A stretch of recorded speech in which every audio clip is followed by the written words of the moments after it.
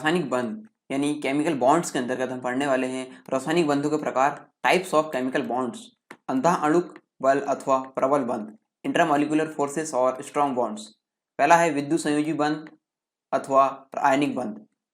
इसके अंतर्गत पढ़ेंगे आयनिक बंध के गुण, प्रॉपर्टीज ऑफ आयनिक बॉन्ड, आयनिक अथवा विद्युत संयोजी यौगिक, आयनिक और इलेक्ट्रोवैलेंट कंपाउंड। विद्युत संयोजी यौगिक के गुण, कैरेक्टरिस्टिक्स ऑफ इलेक्ट्रोवैलेंट कंपाउंड। नमस्कार दोस्तों, कैसे हैं आप सब। स्वागत है आप सभी का सरकार स्टडी बेस्ड एजुकेशन में। आज की इस वीडियो में हम एमपीपीएससी 2020 की जो सीरीज चल रही है मुख्य परीक्षा पाठ्यक्रम को पूर्ण करने की, जो कि प्री कम मेन सीरीज है, जिसमें प्रीलिम्स यानी प्रारंभिक परीक्षा और मुख्य परीक्षा दोनों का पाठ्यक्रम एक साथ कवर कराया जा रहा है। इसके अंतर्गत हम आज तृतीय प्रश्न पत्र के अंतर्गत विज्ञान एवं तकनीकी में इकाई 2 का ये टॉपिक पढ़ने वाले हैं, जो है रासायनिक बंध।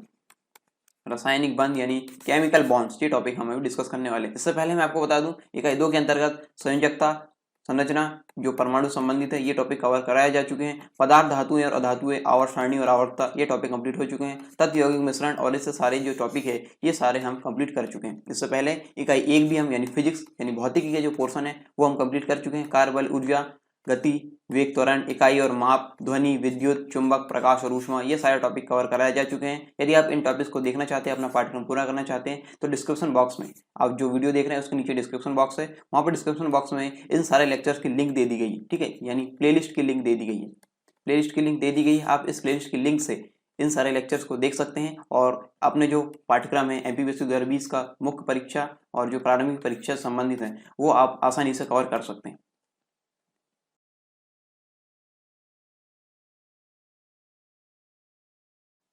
यदि आप एमपीपीएससी और व्यापमं संबंधित एग्जाम की तैयारी कर रहे हैं तो अनअकैडमी आपके लिए लेकर आया है फ्री लाइव क्लास और फ्री लाइव टेस्ट। इसमें आपको इंस्टॉल करना होगा अनअकैडमी का ऐप और आप लॉगिन होंगे अपने फ़ोन नंबर से या फिर ईमेल आईडी से। इसके बाद आपको गोल चूज़ करना होगा एमपीपीएससी और व्यापम, और फिर आपको स्पेशल क्लासेस यहाँ पे मिलने लगेगी और यहाँ पे enroll to free live class and get notification to attend them. इस प्रकार आपको यहाँ पे नोटिफिकेशन भी इसके मिलने लगेंगे जो फ्री लाइव क्लास है उसके। आपको इसमें मौका क्या मिलेगा, आपको इसमें अपॉर्चुनिटी मिलेगी इंटरेक्ट और लर्न करने की। किससे? टॉप एजुकेटर से, जो कि एमपी के हैं। और फ्री लाइव क्लास के बारे में आपको बताऊं तो ये एक प्रकार से डेमो क्लास है। इसमें आप इंटरेक्ट और लर्न करते हैं लाइव क्लास में और आप अपने डाउट्स पूछ सकते हैं, अटेम्प्ट कर सकते हैं पोल्स को और डाउनलोड कर सकते हैं नोट्स को। ठीक है, फ्री लाइव टेस्ट में आपको क्या मिलेगा? फ्री लाइव टेस्ट में ये ऑनलाइन लाइव टेस्ट होगा। इसमें आपका स्कोर हर टेस्ट के बाद बता दिया जाएगा और इसमें जो पेपर एनालिसिस होगा वो फ्री लाइव क्लास में होगा। ठीक है, इसके साथ ही आप अपने अटेम्प्ट्स जो है वो पोल अटेम्प्ट्स कर सकते हैं, लाइव चैट कर सकते हैं, हम डाउट्स वगैरह पूछ सकते हैं, क्वेश्चंस वगैरह यहाँ पे डाल सकते हैं, या फिर आपको इमेज पहुंचानी है क्वेश्चन के फॉर्मेट तो आप इमेज को अटैच करके यहाँ पे पहुंचा सकते हैं और पीडीएफ भी डाउनलोड कर सकते हैं जो लेक्चर है उससे संबंधित। फ्री लाइव टेस्ट में और क्या फीचर आपको मिलेंगे? यहाँ पे मिलेगा आपको सॉल्यूशन को व्यू करने का मौका और साथ ही साथ आप इसमें एनरोल होंगे तो आपको नोटिफिकेशन मिलते जाएंगे जो भी इसमें नए अपडेट्स आएंगे। साथ ही साथ मैं आपको बता दूं, यहाँ पे एमपीपीएससी की T20 सीरीज चलाई जाती है, यानी 20 मिनट में 20 क्वेश्चन यहाँ पे होते हैं। इनको आपको अटेंड करना होता है और इसके आंसर इसके बाद बताए जाते हैं।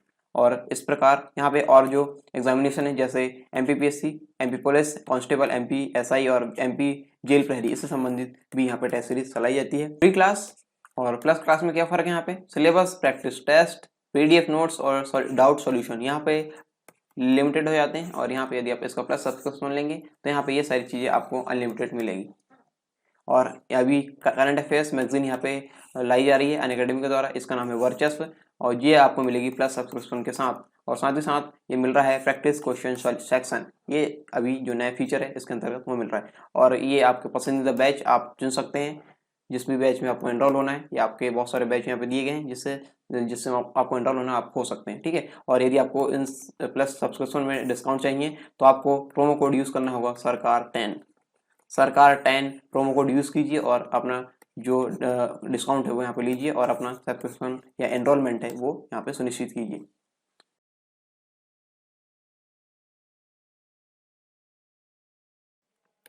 टॉपिक है रासायनिक बंध यानी केमिकल बॉन्डिंग। ये टॉपिक हम डिस्कस करने वाले हैं, इसके बारे में देखते हैं। प्रकृति में यानी नेचर में परमाणु जो एटम है, ठीक है, एटम जो एटम है स्वतंत्र रूप से नहीं पाए जाते, स्वतंत्र रूप में नहीं पाए जाते, बल्कि वे अपने समान अथवा भिन्न परमाणुओं के साथ संयुक्त अवस्था में पाए जाते हैं, जिन्हें अणु कहते हैं। अपने यानी अपने समान, यानी जैसे अपने समान परमाणु, जैसे हम बात करते हैं N2, ठीक है। O2 ये अपने समान परमाणु के साथ इस अवस्था में पाए जाएंगे, या फिर अन्य परमाणु के साथ जैसे H2O, ठीक है। इस प्रकार ये NaCl, या फिर ये अणु हो गया, ठीक है। इस प्रकार जो अन्य चीजें बनेंगी, जो अन्य अणु बनेंगे उस अवस्था में ये पाए जाएंगे, ठीक है। अन्य अणु जो बनेंगे उस अवस्था में पाए जाएंगे, तो ये इसका मतलब क्या हुआ कि स्वतंत्र रूप में नहीं पाए जाएंगे, यानी हाइड्रोजन, नाइट्रोजन, ऑक्सीजन ये इस प्रकार से खुले में नहीं मिलेंगे। ये किस प्रकार से मिलेंगे, ये मिलेंगे अणुओं के रूप में, ठीक है। आगे बात करते हैं आयनों, अणुओं, आयन यानी आयंस, आयन को आयनी बोलेंगे, अणु यानी मॉलिक्यूल्स, मॉलिक्यूल्स, रवो यानी क्रिस्टल तथा यौगिकों के निर्माण के लिए परमाणु के परस्पर संयोजन की प्रक्रिया। किस किसके, आयनों, अणुओं, क्रिस्टल यानी रवो तथा यौगिकों, यौगिक यानी जैसे हम बात करें C6H12O6 यौगिक, ये एक यौगिक है, ठीक है। इसके निर्माण के लिए परमाणुओं के परस्पर संयोजन की प्रक्रिया रासायनिक बंध कहलाती है। क्या कहलाएगी, रासायनिक बंधन कहलाती है, सॉरी बंध नहीं, बंधन कहलाएगी, ठीक है। ये कहलाएगी रासायनिक बंधन। आगे पढ़ेंगे इसके बारे में, किसी अणु अथवा उप अणु समूह यानी यौगिक, अणु अथवा अणु समूह, अणु के समूह को बोलेंगे हम यौगिक, ठीक है। यौगिक जैसा कि हमने एग्जांपल लिए थे C6H12O6, ये एक यौगिक है, ठीक है। अणुओं से मिलकर ये बना है, तो ये इसको बोलेंगे यौगिक। यौगिक किससे मिलकर बने होते हैं, अणुओं से मिलकर बने होते हैं यौगिक, तो ये यौगिक है। इस प्रकार मैं एग्जांपल आपको दिया। तो यहाँ पर देखते हैं हम, किसी अणु अथवा अणु समूह यौगिकों में उपस्थित परमाणुओं के मध्य कार्यरत वह आकर्षण बल, परमाणु के मध्य कार्यरत वह आकर्षण बल जो उन्हें परस्पर जोड़े रखता है, यानी A और B परमाणु है, इनके मध्य आकर्षण बल, ठीक है, जो इनको परस्पर जोड़े रखता है एवं विशिष्ट ज्यामितीय स्वरूप प्रदान करता है, रासायनिक बंध यानी केमिकल बॉन्ड कहलाता है। ये क्या कहलाएगा यहाँ पे, केमिकल बॉन्ड, ठीक है। ये कहलाएगा केमिकल बॉन्ड, जो परमाणु के मध्य आकर्षण बल के कारण वो परस्पर उन्हें जोड़े रखता है और उन्हें एक विशिष्ट ज्यामितीय स्वरूप प्रदान करता है, वो कहलाएगा रासायनिक बंध यानी केमिकल बॉन्ड, ये कहलाएगा। तो इसकी परिभाषा ये हमने यहाँ देखे, ठीक है। इसके बारे में आगे पढ़ते हैं हम। रासायनिक बंधों को उनकी प्रकृति, बंधन प्रक्रिया एवं शक्ति के आधार पर विभिन्न प्रकारों में विभाजित किया गया है। किस किसके आधार पे, प्रकृति, बंधन प्रक्रिया और उनकी शक्ति के आधार पे विभिन्न प्रकारों में यहाँ पे वर्गीकृत या फिर विभाजित किया गया है, जो कि निम्नवत है। ये हम देखते हैं इस प्रकार से, ठीक है। रासायनिक बंधों के प्रकार हम देखेंगे यहाँ पे, अंतः अणुक बल अथवा प्रबल बल, ये होते प्रबल होते इसलिए इनको प्रबल बंध भी कह सकते हैं, ठीक है। दूसरा होते हैं अंतर अणुक बल अथवा दुर्बल बंध, ठीक है। अंतः अणु बल मतलब एक ही अणु के अंदर, ठीक है। मान लीजिए कोई बॉक्स है, ये मान लीजिए कोई अणु है, इसके अंदर ही अंदर जो बल लग रहा है, ठीक है, अंदर ही अंदर जो बल लग रहा है, यानी अंतः अणु यानी एक ही अणु के अंदर, ठीक है, एक ही अणु के अंदर। अणु जैसे हम लेते हैं यहाँ पे लिए N2, ठीक है। N2 के अंदर हमने देखा इसके अंदर ही अंदर जो बल लगेंगे उसको बोलेंगे हम अंतः अणु बल अथवा प्रबल बल, इसे बोलेंगे। ये तीन प्रकार से हम इसको देखेंगे, विद्युत संयोजी अथवा आयनिक बंध, सहसंयोजी बंध और उप सहसंयोजी बंध, इसके अंतर्गत पढ़ेंगे इसके अंतः अणुक अथवा प्रबल बंध के अंतर्गत। इसको हम इंग्लिश में इंट्रामॉलिक्यूलर बॉन्ड भी कहते हैं, ठीक है। इंट्रामॉलिक्यूलर बॉन्ड इसको बोलेंगे, ठीक है। और दूसरा है अंतर अणुक बल, यानी अंतर यानी एक अणु से दूसरे अणु के मध्य, एक अणु से दूसरे अणु के मध्य जो बल लगेगा उसको बोलेंगे हम अंतर अणुक बल बोलेंगे, अथवा इसे दुर्बल बंध भी बोलते हैं। क्या बोलते हैं, दुर्बल बंध, ठीक है। दुर्बल जो बंध होता है इसे ये भी बोलते हैं। ये दो प्रकार से हम इसको देंगे, एक होता है हाइड्रोजन बंध, दूसरा होता है वांडर वाल्स बंध, ठीक है, वांडर वाल्स बंध, ठीक है, ये होता है। अभी हम जो डिस्कस करने वाले वो ये है, पहला वाला हम डिस्कस करेंगे, विद्युत संयोजी अथवा आयनिक बंध, ये हम अभी इस पे फोकस करेंगे, ठीक है। तो देखते हैं अंतः अणुक बल अथवा प्रबल बंध, इसको इंट्रामॉलिक्यूलर फोर्सेस और स्ट्रॉन्ग बॉन्ड्स भी बोलते हैं। ये क्या होता है, किसी अणु के भीतर उपस्थित परमाणुओं के मध्य, किसी अणु के भीतर उपस्थित परमाणु के मध्य लगने वाला आकर्षण बल, जैसे H2O की बात करें तो इसी के अंदर इसके परमाणु के मध्य लगने वाला आकर्षण बल अंतः अणुक बल अथवा प्रबल बंध कहलाएगा या कहलाता है, ठीक है। क्या कहलाएगा, अंतः अणुक बल, एक ही किसी अणु के भीतर उपस्थित परमाणु के मध्य लगने वाला आकर्षण बल अंतः अणुक अथवा प्रबल बंध कहलाएगा। एक ही अणु के मध्य ये बल लगते हैं, ठीक है। ये बंध मुख्यतः तीन प्रकार से होते हैं, ठीक है। अंतः अणु, विद्युत संयोजी अथवा आयनिक बंध, सहसंयोजी बंध और उप सहसंयोजी बंध, ये तीन प्रकार से होते हैं, ठीक है। तो हम जो देखने वाले हैं विद्युत संयोजी अथवा आयनिक बंध, इसके बारे में पढ़ेंगे, या फिर इंग्लिश में से बोलते हैं इलेक्ट्रोवैलेंट और आयनिक बॉन्ड, इलेक्ट्रोवैलेंट और आयनिक बॉन्ड, ठीक है। ये इस प्रकार से इसको जानते हैं हम, ठीक है। ये है दो परमाणु के मध्य संयोजी इलेक्ट्रॉनों के स्थानांतरण। दो परमाणु मान लीजिए, एक परमाणु ए है, दूसरा परमाणु है बी, इन दोनों के मध्य संयोजी इलेक्ट्रॉन। अब संयोजी इलेक्ट्रॉन क्या होता है, ये देखिए, ये संयोजी इलेक्ट्रॉन क्या होंगे, ये देखिए, ये इलेक्ट्रॉन, ये परमाणु है, ये इसकी कक्षा है, ठीक, ये परमाणु है, इसकी कक्षा है। यहाँ पे हमने मान ली यहाँ पे क्या, यहाँ पे नाभिक है, तो उसके ये कक्षाएं। अब देखिए संयोजी इलेक्ट्रॉन क्या होते हैं, आउटर मोस्ट सेल में उपस्थित, आउटर मोस्ट यानी सबसे बाह्यतम कोश में उपस्थित इलेक्ट्रॉन, वो कहलाएंगे संयोजी इलेक्ट्रॉन, वो कहलाएंगे संयोजी इलेक्ट्रॉन। इसमें भी जो सबसे बाह्यतम कोश में जो इलेक्ट्रॉन उपस्थित रहेंगे वो कहलाएंगे संयोजी इलेक्ट्रॉन, ठीक है। और इस कोश को, जिस कोश में संयोजी इलेक्ट्रॉन उपस्थित रहते हैं उसको हम बोलते हैं संयोजी कोश, संयोजी कोश, ठीक है। ये टॉपिक हम पढ़ चुके हैं, बहुत ही विस्तार से हमने पढ़े, जो लास्ट टॉपिक जो डिस्कस किया है उसमें, ठीक है। तो यहाँ पर सिर्फ मैं आपको रिवाइज करा रहा हूँ कि ये क्या होते हैं संयोजी इलेक्ट्रॉन, ठीक है। संयोजी इलेक्ट्रॉन और संयोजी कोश क्या होते हैं। जो संयोजी इलेक्ट्रॉन, ठीक है, यहाँ पे इस शब्द का मतलब मैंने आपको बताया, संयोजी इलेक्ट्रॉन जो परमाणु के आखिरी कोश में उपस्थित होते हैं, ठीक है। इनके स्थानांतरण से, अब ये मैंने आपको बेसिक बता दिया, अब इसके आगे की प्रक्रिया चलेगी, ठीक है। दो परमाणु के मध्य, परमाणु ए है, परमाणु बी है, दो परमाणु के मध्य संयोजी इलेक्ट्रॉनों के स्थानांतरण यानी ट्रांसफर, जो संयोजी इलेक्ट्रॉन रहेंगे उसके ट्रांसफर के परिणाम स्वरूप, संयोजी इलेक्ट्रॉनों के ट्रांसफर के परिणाम स्वरूप निर्मित रासायनिक बंध यानी केमिकल बॉन्ड विद्युत संयोजी अथवा आयनिक बंध कहलाता है।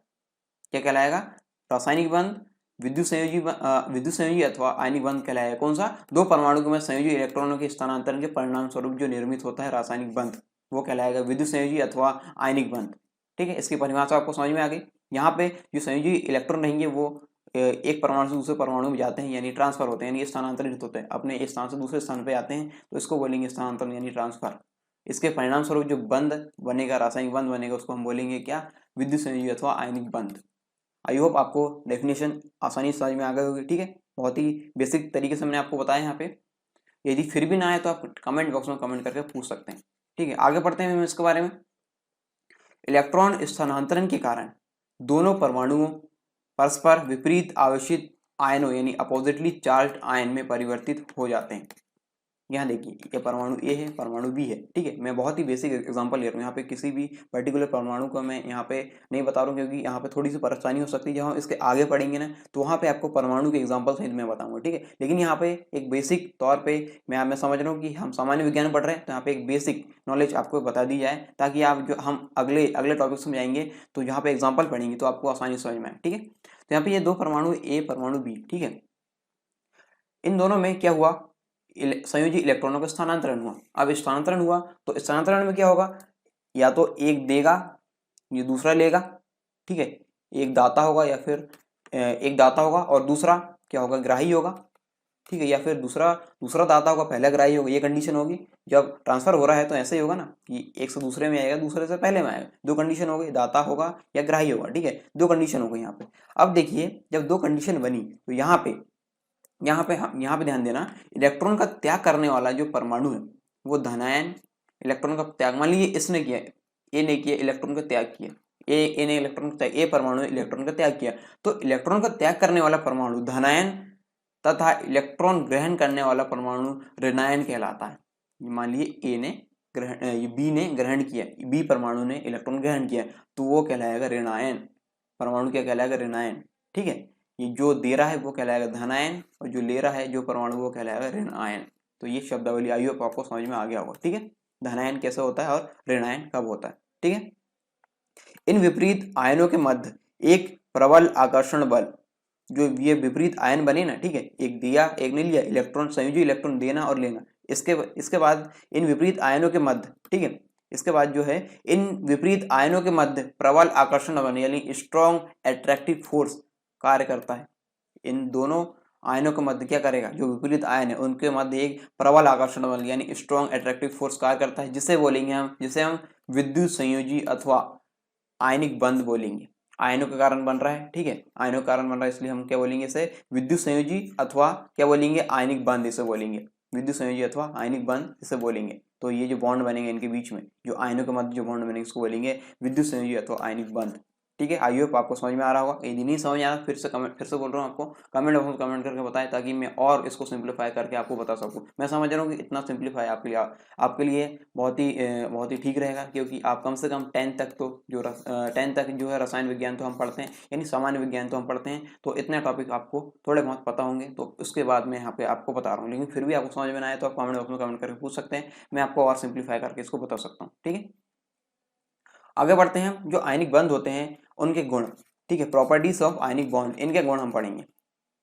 पहला है आयनिक बंध अन्य सभी बंधों की तुलना में अधिक शक्तिशाली होते हैं। अन्य सभी बंध जैसे हम बात करें यहाँ पे सहसंयोजी बंध, उपसहसंयोजी बंध, हाइड्रोजन बंध और वैन डर वाल्स बंध, इनकी तुलना में सबसे जो प्रबल होते हैं वो कौन से होते हैं? सबसे ज्यादा प्रबल होते हैं आयनिक बंध।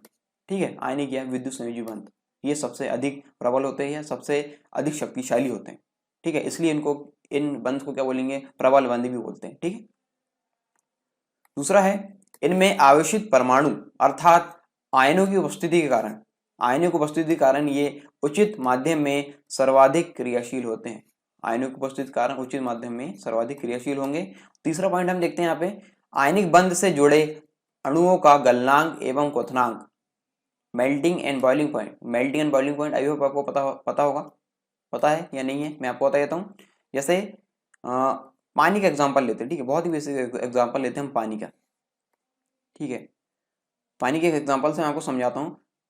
तो यहाँ पे वह तापमान जिसमें पानी जो द्रव है, द्रव अवस्था से किसमें परिवर्तित हो जाए, किसमें जमना शुरू हो जाए? ठोस अवस्था में। ठीक है, और द्रव जो है द्रव अवस्था से गैस अवस्था में उबलना शुरू हो जाए। ठीक है, यहाँ पे देखिए दो कंडीशन बनेगी, द्रव से या तो बर्फ बनेगा या फिर यहाँ पे बनेगी गैस। ठीक है, गैस बनेगी। ठीक है, तो यहाँ पे देखिए पानी के फॉर्म में हम लेते हैं तो गलनांक क्या होगा? वह तापमान जिस पर कोई द्रव जमना शुरू कर देते, यानी मेल्टिंग करना शुरू कर दे, जो पानी है मेल्टिंग करना शुरू कर देगा, यानी जमना शुरू कर देगा, बर्फ में बदलना शुरू कर देगा, यानी ठोस बनना शुरू कर देगा, वो तापमान इसका गलनांक कहलाएगा।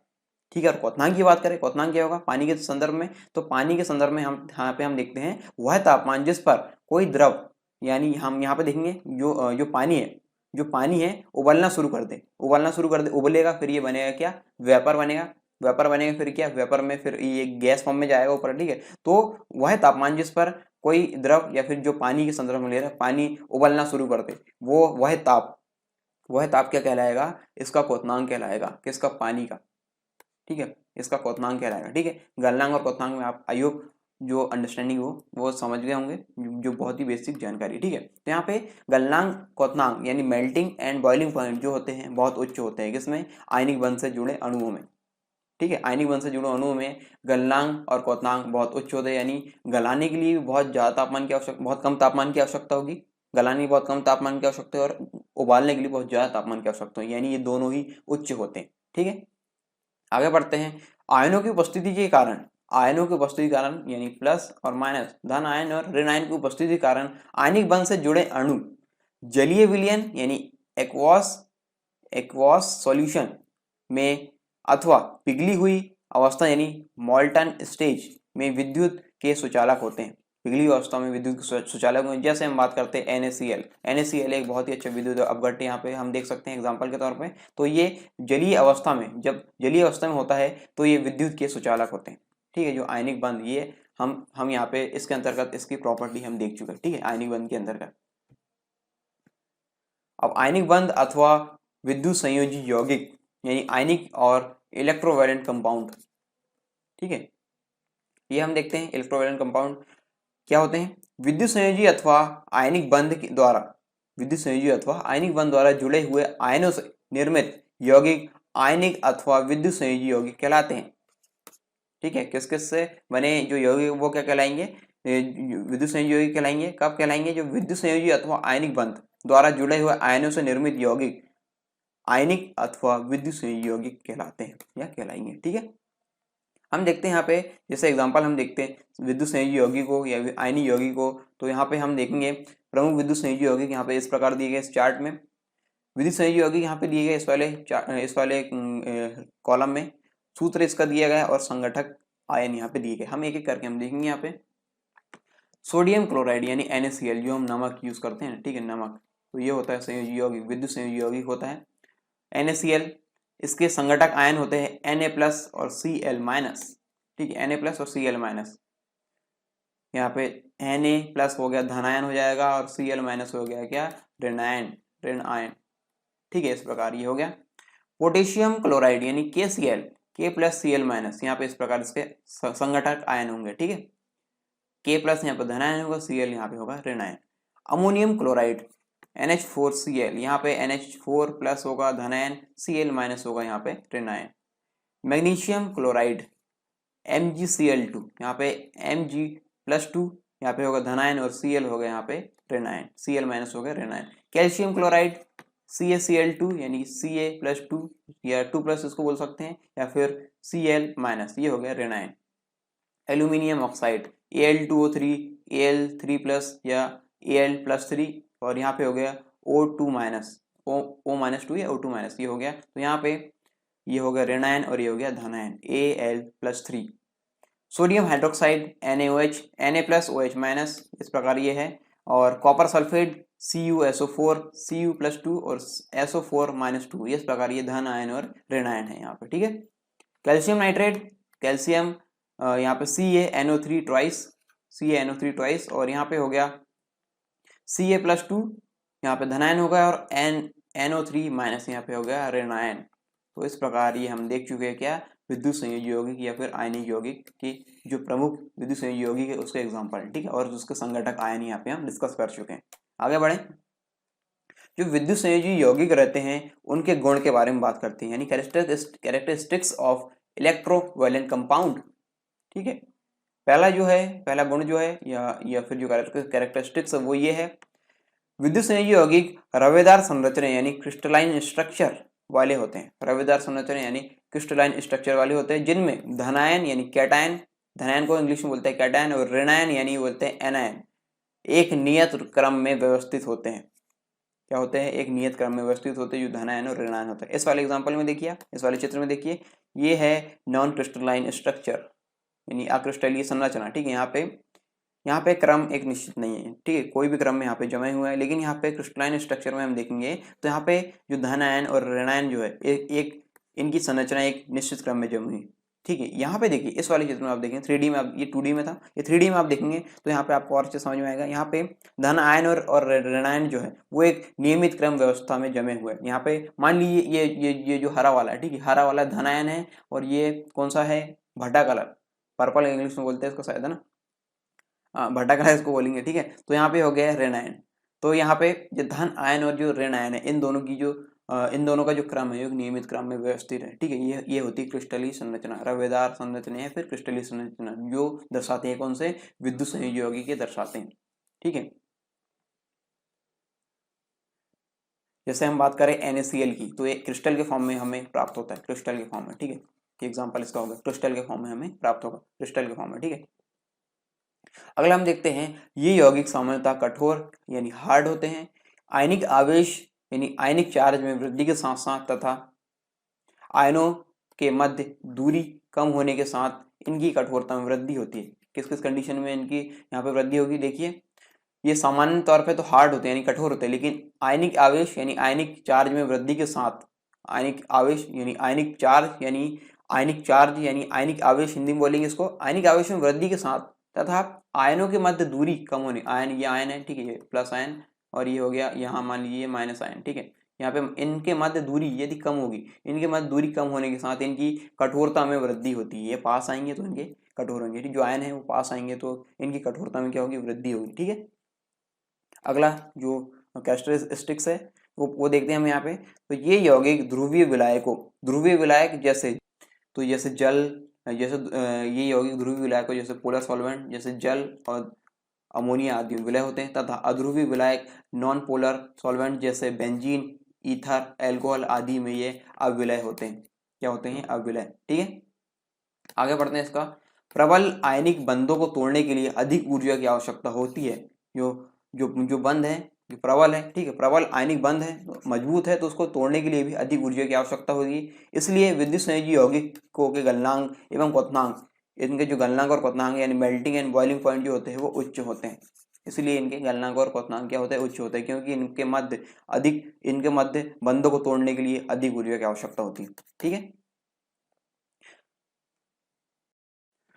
तो कैसा लगा ये लेक्चर कमेंट बॉक्स में कमेंट करके जरूर बताएं। यदि आपको लेक्चर पसंद है तो लेक्चर को लाइक कर सकते हैं और शेयर कर सकते हैं अपने दोस्तों के साथ जिन्हें इनकी आवश्यकता है इस लेक्चर की। और यदि आपको पसंद ना आए तो आपको आपका अधिकार है, यूट्यूब ने आपको अधिकार दे रखे हैं कि आप लेक्चर को डिसलाइक कर सकते हैं, लेकिन डिसलाइक क्यों किया है आप कमेंट बॉक्स में कमेंट करके जरूर बताएं, ताकि हम अगले जो कंटेंट्स है उसमें सुधार कर सकें। और जो भी आपकी प्रतिक्रिया हो कमेंट बॉक्स में कमेंट करके जरूर बताएं, ताकि मुझे पता चलता रहे कि जो वीडियो है वो कैसा परफॉर्म कर रहा है। और साथ ही साथ मैं आपको बता दूं, यदि आप मुख्य परीक्षा उत्तर लेखन के ग्रुप यानी उत्तर लेखन विशेष जो टेलीग्राम का ग्रुप है जो हमारे द्वारा बनाया गया है, पार्ट ऑफ SSW एजुकेशन या फिर यूनिट ऑफ SSW एजुकेशन इसे बोल सकते हैं, ये टेलीग्राम ग्रुप है। इसमें हम रोजाना प्रश्न डालते हैं और प्रश्न डालने के बाद आपके द्वारा उत्तर यहाँ पे दिए जाते हैं, जो स्टूडेंट्स है उसके द्वारा उत्तर यहाँ पे लिखे जाते हैं और सारे स्टूडेंट्स यहाँ पे लिख रहे हैं। और इसके बाद जो समीक्षा की जाती है हमारे द्वारा, ठीक है, ये बहुत ही इंपॉर्टेंट है। आप रोजाना उत्तर लिखेंगे, रोजाना आपकी उत्तरों की समीक्षा की जाएगी कि कितना अच्छा है, कितना खराब है, या कितने इसमें सुधार की आवश्यकता है और क्या क्या उसमें चेंजेस हो सकते हैं, ये सारे और जो तरीके हैं किस तरीके से लिखना चाहिए, इस तरीके से बहुत सारी जो बारीकियां हैं उत्तर लेखन संबंधित वो यहाँ पे बताई जाती है रोजाना स्तर पे। और ये बहुत ही आवश्यक हो जाता है आपके लिए। यदि आप मुख्य परीक्षा की तैयारी कर रहे हैं तो आपको उत्तर लेखन का प्रयास जरूर करना चाहिए, उत्तर लेखन का अभ्यास जरूर करना चाहिए, क्योंकि आप वहां पे सिर्फ आपकी कॉपियां जाएगी, आप नहीं जाएंगे। ठीक है, आपका नॉलेज धरा का धरा रह जाएगा यदि आप उत्तर लेखन का अभ्यास नहीं करेंगे तो इसलिए इस ग्रुप को ज्वाइन कर लीजिए। तो ये एकदम फ्री है, आपको कोई भी पैसा नहीं देना, सिर्फ आपको ज्वाइन करना है और अपने जो जो सारे जो अभ्यास है वो यहाँ पे आपको जारी रखना है। ठीक है, तो बस ये इंपॉर्टेंट जानकारी मुझे देना था। तो थैंक्स फॉर लिसनिंग, इस वीडियो को पूरा देखने के लिए बहुत बहुत धन्यवाद। मिलते हैं नेक्स्ट वीडियो में, तब तक के लिए जय हिंद।